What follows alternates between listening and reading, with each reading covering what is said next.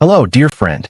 If you're over 60 and sometimes feel like people are drifting away, you're not alone. Maybe it's that your calls go unanswered more often. Maybe your children or neighbors don't visit as much. Or you feel a strange kind of silence in the room, even when you're surrounded by people. It's painful. And what's worse, no one talks about it. But today, let's have that honest conversation. Not to blame anyone, not to make you feel like something is wrong with you, but to shed light on some very subtle things that happen as we grow older. Little habits, ways of speaking, or behaviors that may quietly push people away. The good news? Every single one of them can be understood, adjusted, and gently replaced with actions that bring people closer. So please grab a cup of tea or coffee, sit back, and let's talk like friends. 1. People don't know what to say anymore. Let's start with this. Sometimes it's not you. It's them. As we age, our circle gets smaller. Friends pass away, children grow up, move out, and build their own lives.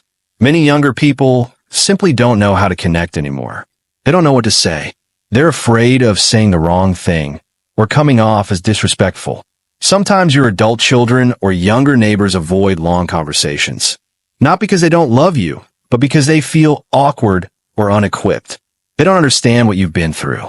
And in that confusion, they silently pull back. That's why we must be the bridge.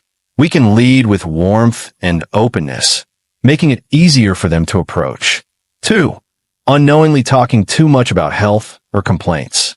Let me say this gently, because it's something we all do when we're older. Our bodies hurt.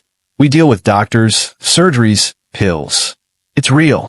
And sometimes, our days revolve around pain or appointments. So it's natural to talk about it. But when every conversation begins with my knees, my back, my doctor, or this medicine, it creates a certain energy. It can exhaust the listener, especially younger people who may not understand. It's not wrong to talk about your health, but we can balance it. Talk about memories, hopes, even funny moments. Make space for lightness, even when things feel heavy. 3. Not listening as much as we used to. Here's another trap we fall into without realizing. We stop listening. Sometimes we assume we've heard it all before, or we're eager to give advice, or we interrupt with stories from our own past. Again, it comes from experience. It's not bad, but it can make people feel like they're not truly seen or heard. Instead, try saying, "Tell me more." That sound important to you. What was that like for you? When people feel heard, they naturally want to stay around. For being overly negative or judgmental. Now, I know you have wisdom. You've seen the world change. You've seen better times. And it can be frustrating to see the way young people dress, speak, or live. But when every comment becomes a criticism, even if it's subtle, it builds walls. Comments like, "Young people these days, that's not how we used to do it. They don't know respect." They may be true from your experience, but spoken often, they make others feel judged. Try replacing judgment with curiosity. Ask, "What do you love about doing things that way?" Or say, "That's different from my time. Tell me more." That openness invites connection. 5. Talking only about the past. The past. So rich, so full, so meaningful. But when every conversation goes back to when I was young or back in my day, we accidentally tell others, "The best is behind me." You see, people, especially your kids, grandkids, and friends, want to know that you still have hopes, that you still want to live, not just remember.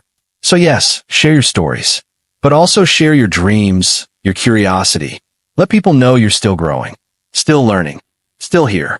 Now that we've looked at some of the common reasons people might pull away, often unknowingly, let's talk about simple things you can do to gently bring them back in. These aren't tricks. These are genuine, heart-driven actions. 1. Be interested, not just interesting. Make it a practice to ask people about their lives, especially younger ones. Ask your granddaughter what music she listens to. Ask your neighbor what book they're reading. Ask your son what's been challenging him lately. People light up when you show interest. And when you do speak, share things that uplift, amuse, or inspire. Be the elder that people come to not just for advice, but for joy. 2. Find new hobbies or talk about current events. Stay relevant. Watch a documentary and share your thoughts. Learn a new recipe and invite someone to taste it. Take up gardening, painting, or even simple tech skills. When you bring fresh energy to your conversations, people are drawn to it. They see that you haven't given up on life, that you're still engaged. That makes you magnetic. 3. Be the first to reach out. Don't wait for others to call. Send a message, thinking of you today, or saw something that reminded me of you. Reach out not to complain, but to connect. You'll be surprised how often people respond with warmth when the interaction starts with love and not guilt. 4. Share wisdom only when asked. You got a lot to teach, but unsolicited advice often feels like criticism, especially to the younger generation.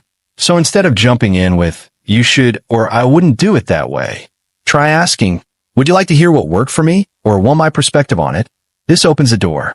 If they say yes, they're truly listening. 5. Smile, laugh, be playful. Laughter is ageless. Crack a joke. Tell a funny story from your past.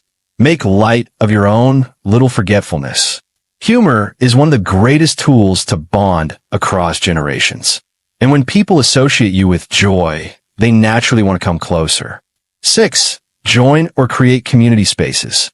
Whether it's a book club, a walking group, a Sunday morning breakfast circle, or an online chat group. Create space for connection. Don't wait for society to include you. Build your own circle. It's never too late to make new friends. Let's talk honestly. Sometimes, no matter what you do, you'll still feel lonely. People will get busy. Life will move fast. You may spend more hours alone than you'd like. And that's okay. Being alone doesn't mean you're forgotten. Some of the most meaningful moments in life come in stillness. But if the loneliness feels heavy, please reach out. Talk to someone. Join a support group. See a counselor. Call your spiritual advisor. You deserve connection. You are not invisible. You are not a burden. You are a light, still shining. So, my dear friend, let's come back to the heart of this message. People may avoid you after 60, not out of malice, but out of misunderstanding. Sometimes it's due to habits we picked up unknowingly. Other times, it's because they don't know how to reach you. But the power is in your hands. With a little awareness, warmth, and intention, you could draw people close again.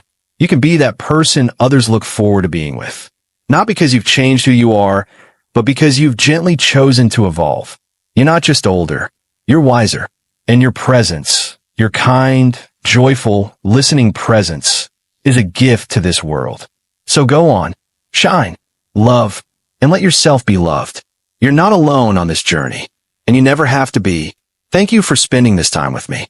Until next time, take care and be kind to yourself.